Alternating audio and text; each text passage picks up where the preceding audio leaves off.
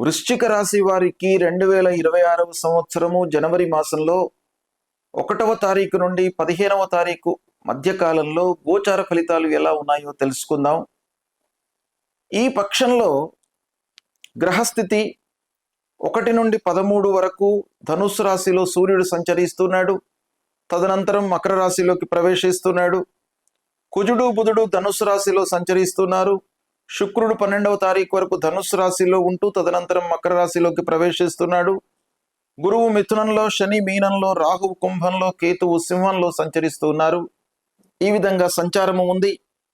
అయితే ముఖ్యంగా ఈ పక్షంలో 4 గ్రహాలు ఒక రాశిలో సంచరిస్తున్నాయి. చాతుర్గ్రహ కూటమి ఏర్పడిందనమాట. ఈ 4 గ్రహాలు వృశ్చిక రాశి వారికి 2వ స్థానంలో ఉన్నాయి. అంటే ధనస్థానంలో ఈ 4 గ్రహాలు ఉండడంలో బుధుడు శుక్రుడు 2వ స్థానంలో ఉండడం యోగదాయకమే. అయితే సూర్యుడు కుజుడు ఉండడం గోచార రీత్యా కొంత ప్రతికూలం, కొంత మిక్స్డ్ రిజల్ట్స్ గోచరిస్తున్నాయి. కాకపోతే ప్రధానమైనటువంటి గ్రహాలు వృశ్చిక రాశి వారికి ప్రతికూలంగా ఉన్నాయి. శని, గురువు, రాహువు, కేతువు ప్రతికూలంగా ఉన్నారు.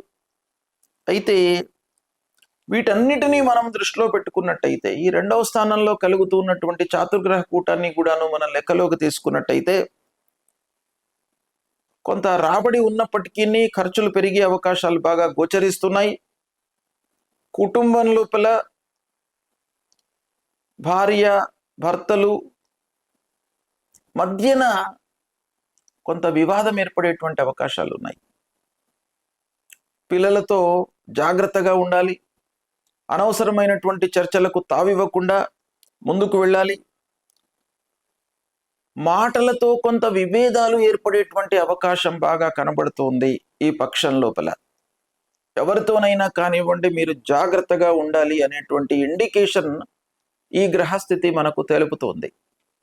స్నేహితులతో కానివ్వండి, ఆత్మీయులతో కానివ్వండి, పిల్లలు, భార్య, కుటుంబ పెద్దలు అందరితో కూడాను కొంత జాగ్రత్తగా మీరు మాట్లాడడం అనేటువంటిది చాలా అత్యవసరము. ఇకపోతే ఈ గ్రహాలన్నీ కూడాను మనం దృష్టిలో పెట్టుకున్నట్టయితే కొంత మానసికమైనటువంటి ఒత్తిడికి మీరు గురయ్యే అవకాశాలు ఉన్నాయి. ఈ పక్షం లోపల వర్క్ లోడ్ పెరగడం మూలకంగా కానివ్వండి, అనుకోని సంఘటనలు, అనుకోని రిజల్ట్స్ మీరు ఎదుర్కోవడం మూలకంగా కొంత మానసికమైనటువంటి ఇబ్బందులు, ప్రెషర్కు మీరు గురి అవుతారు.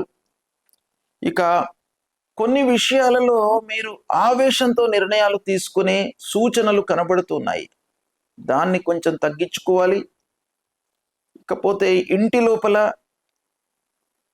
ప్రశాంతతగా ఉండడానికై మీరు ప్రయత్నాలు చేయాలి. దానికి ఒకే ఒక టూల్ మన చేతిలో ఏముంది? ఇంటి లోపల మనము సంతోషంగా ఆనందంగా ఉండాలి అని అంటే అనవసరమైనటువంటి చర్చలకు తావివ్వకుండా ఉండడం చాలా మంచిది. ఇక ఉద్యోగంలో మార్పు కనబడుతుంది ఉద్యోగస్తులకు. కాబట్టి అది కొంత జాగ్రత్తగా మీరు నిర్ణయాలు తీసుకోండి.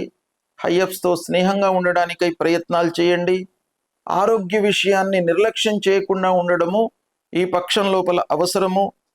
డబ్బును జాగ్రత్తగా మీరు ఉపయోగించండి. ఖర్చులను నియంత్రించండి. ఎందుకంటే ఈ 2వ స్థానం లోపల చాతుర్గ్రహ కూటం, పంచమంలో శని, అష్టమంలో గురువు, ఈ విధంగా గ్రహస్థితి ప్రతికూలంగా ఉంది కాబట్టి వృధా ఖర్చులు ఎక్కువగా గోచరిస్తున్నాయి. ఇకపోతే ఉద్యోగస్తులకు హయ్యర్ ఎడ్యుకేషన్, వాళ్ళు ఉద్యోగంలో ఉంటూనే హయ్యర్ ఎడ్యుకేషన్కు ప్రయత్నిస్తున్నటువంటి వాళ్లకు కొంత కలిసి వచ్చే అవకాశాలు కనబడుతున్నాయి. ఈ విధంగా గ్రహస్థితి మూలకంగా ఫలితాలు ఉన్నాయి. కాబట్టి ఓవరాల్గా మనం చూసినట్టయితే మీరు ముఖ్యంగా అంగారకుడి విషయం లోపల పరిహారాలు చేసుకోండి. మంగళవారం పూట సుబ్రహ్మణ్య స్వామి దేవాలయానికి వెళ్ళండి. ఎర్రటి పూలతో మీరు అర్చన చేయించండి.